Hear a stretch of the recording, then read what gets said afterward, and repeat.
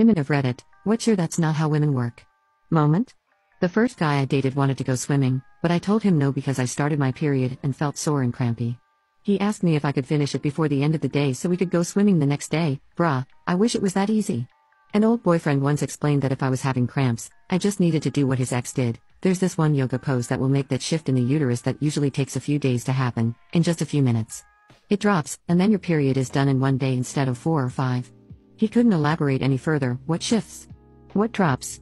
But he swore he was 100% right. His ex cut her period down to 1 day with yoga. We don't pee out of our vaginas. It's the urethra. I was complaining about my period, and this awful guy goes, just piss it out. Person on TV gives birth.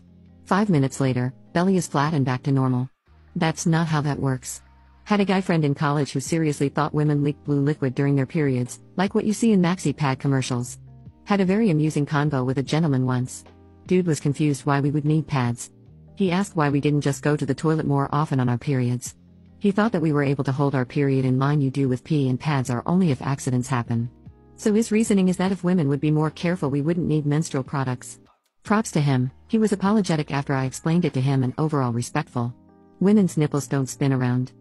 I'm at the store with my friends stocking up on pads, tampons, etc. As I'm putting boxes in the cart, my friend starts generally complaining about the prices. Understandable, so I agree. We finish up in the aisle and as we're walking away, a full-grown 30-something looking man mumbles, "Just hold your pee like everyone else." We were so taken back that we didn't even say anything. I never realized before this moment how utterly dense some people can be. The best situation I can think of was something a friend of mine said once. His sister was breastfeeding and said something like, "I don't know if I have enough left to her baby." So my friend kindly suggested that someone else can volunteer and asked me.